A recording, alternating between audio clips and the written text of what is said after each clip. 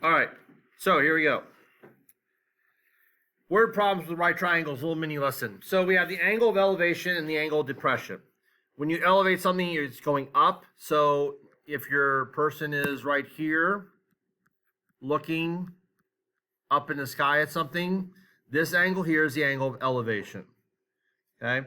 If up here, like looking down at something, like being on a mountaintop and looking down, this right here is the angle of depression. All right. So we have a word problem, which we're going to be working on. At point A, so here's point A. This is where the person is. If you want to put a little person, go ahead. 123 feet from the base of a flagpole. So you're standing 123 feet away from this flagpole. The angle of elevation is 26 degrees. So you're given the angle. Find the height. So from this person, we notice we do not have the hypotenuse. Okay, we don't know what it is. So if we don't have the hypotenuse, we must have opposite and adjacent. This is our opposite. This is our adjacent. It's a good idea to label those just to remind yourself, which means we know we're doing tangent. We do have an angle, so we're going to say tangent of 26 is opposite, which is just a letter. No, that's not a 9, it's an A, over 123. Now, we've already talked about how to solve these. This goes back to basic algebra. If we had a number equals x over 5, we would multiply by 5. We're going to do the same thing here, except we're going to multiply by 123. That cancels here, and you type in your calculator, which we've already done this, but you literally just type in 123 times tangent 26. Remember, if you do it this way, the parentheses really doesn't matter. If you typed in tangent of 26 first, you definitely have to close the parentheses before you say times 23. And you get 59.99. So when we're talking about angles, we can go ahead and just round to the closest whole number, about 60 degrees. It's approximately 60 degrees. Okay, this is nothing new. It's just translating a word problem into what we've already done in the previous slide. All right, so example 2. From the top of a 210-foot cliff, David observes a lighthouse as 430 feet offshore. Okay, so this is an angle depression. Now, angle depression is tricky because more often than not, people look at this picture and they say, oh, here's the angle depression right here, and that is not the case. You can clearly see where the angle depression is, but here's why it's a problem.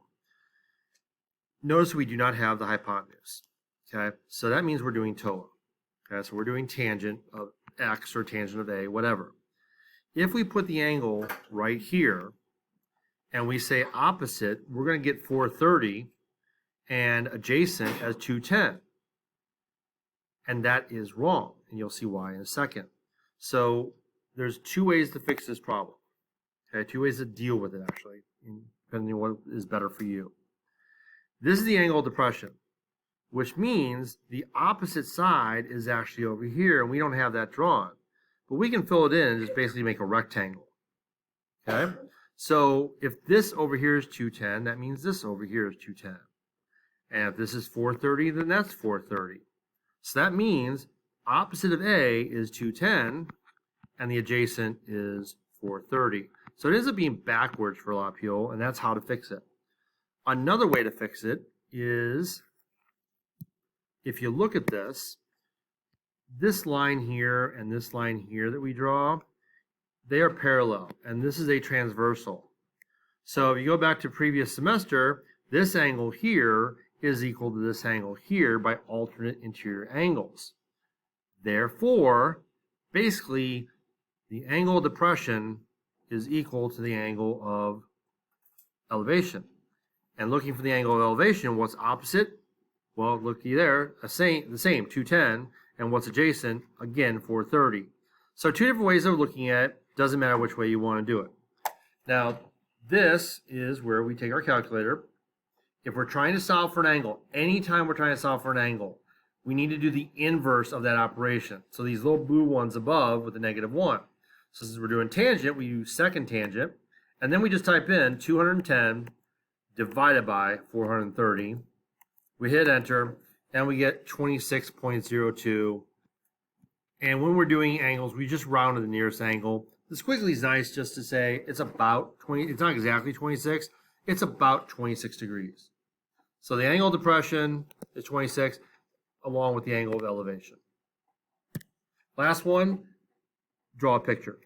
Okay, so you have a wall that's 7 feet tall. Okay, and here's what will happen. You're drawing a ladder, and some people will just do this, and they go, here's the ground, and they go 4.5 feet. And they go, wait a minute, that's way too long. That's bigger than 7 feet. I'm not going to care about that when grading it, as long as you get the numbers right. But if it bothers you that is not, drawn to specs, then just make your distance here like so. Okay, that distance here is obviously smaller than this, but that makes you feel better. Okay, now you also have to pay attention. It's asking about the angle between the ladder and the wall. That's up here. Okay, notice it's not talking about depression or elevation. It just says where the ladder meets the wall. If it said the ladder and the ground, then we would be talking down here. That's why you got to pay attention to the details of what it's asking. So from this angle up here, remember your dude's up here, opposite is here, adjacent is here. Here's the hypotenuse, which we don't have. So again, we're doing a TOA problem. Tangent of our unknown angle is opposite over adjacent. So we take our calculator and we do second tan, and we do 4.5 divided by 7. And that gives us 32.7, which will round to approximately 33 degrees. It's okay just round to the nearest whole number when we're doing angles. And that's it.